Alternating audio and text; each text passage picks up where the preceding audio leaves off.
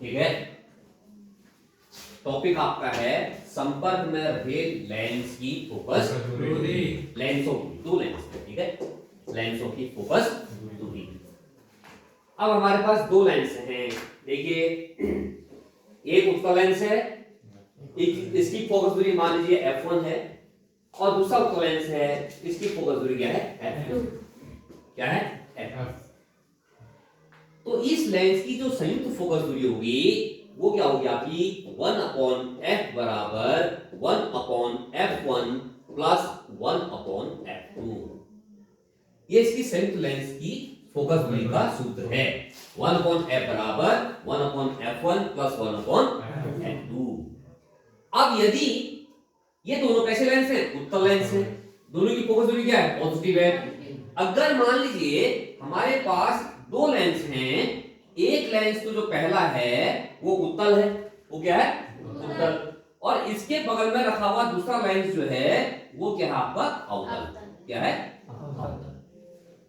तो इसकी फोकस दूरी क्या होगी, पॉजिटिव, इसकी फोकस दूरी क्या होगी पॉजिटिव, और इसकी क्या होगी आपकी नेगेटिव।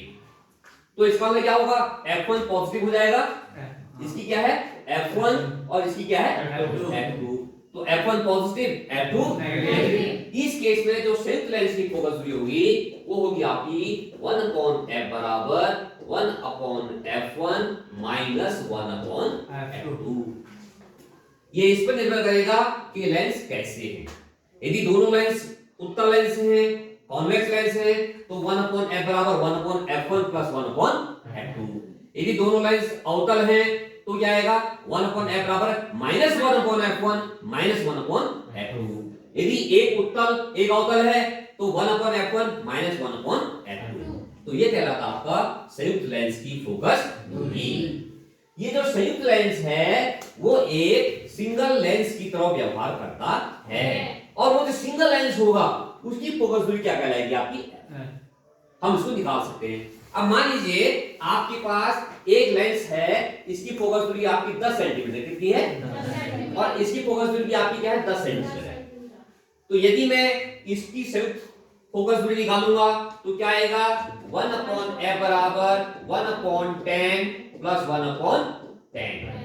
ये क्या आएगा आपका 1/f बराबर 2/10। ये क्या आएगा आपका f बराबर 5, f बराबर 5।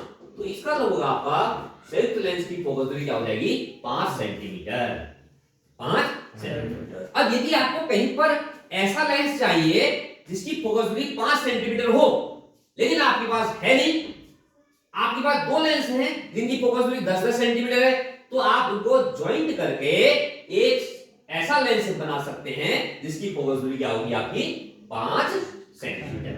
तो ये कहलाता आपका संयुक्त लेंस की फोकस दूरी।